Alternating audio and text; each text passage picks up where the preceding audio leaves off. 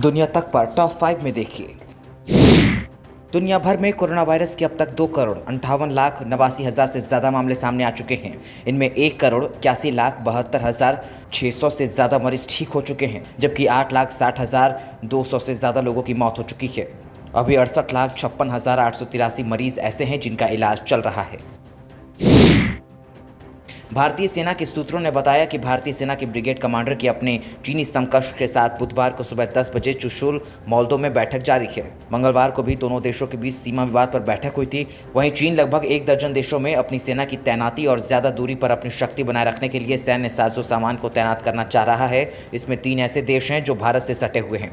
Pentagon की report में इसका खुलासा हुआ है।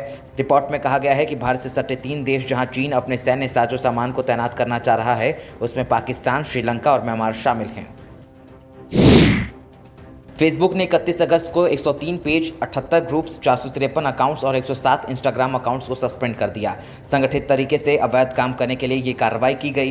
फेसबुक ने अपने रिपोर्ट में इस नेटवर्क के पीछे पाकिस्तानी लोगों का हाथ बताया। फेसबुक ने इस नेटवर्क का हिस्सा स्टैनफोर्ड इंटरनेट ऑब्जर्वेटरी के साथ शेयर किया। SIO का कहना है कि जांच में पता चला कि ये नेटवर्क बड़े स्तर पर ऐसे अकाउंट्स को रिपोर्ट करने के काम करता था जो इस्लाम या पाकिस्तानी सरकार के आलोचक होते हैं। इन अकाउंट्स के टारगेट पर भारत की सरकार और प्रधानमंत्री नरेंद्र मोदी भी रहते थे।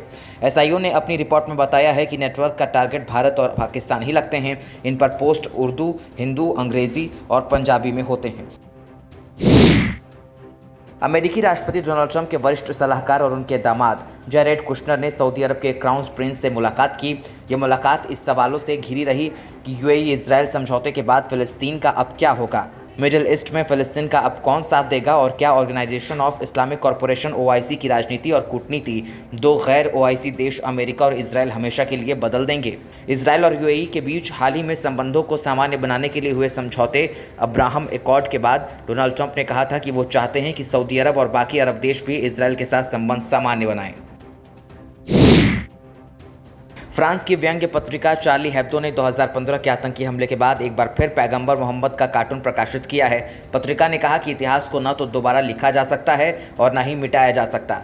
जनवरी 2015 में चार्ली हेब्दो के कार्यालय पर हुए आतंकवादी हमले में 17 लोगों की मौत हो गई थी। बता दें कि हमलावरों को हथियार और रसद मुहैया कराने के आरोपी 13 पुरुषों और 1 महिला के खिलाफ बुधवार से सुनवाई शुरू होनी है। सबसे खास बात यह है कि फ्रांस के राष्ट्रपति इमैनुअल मैक्रों ने चार्ली हेब्दो के घोषणा के बाद कहा कि मैं पैगंबर मोहम्मद के कार्टून की निंदा नहीं करूंगा। उन्होंने कहा कि फ्रांस में अभिव्यक्ति की आज़ादी है।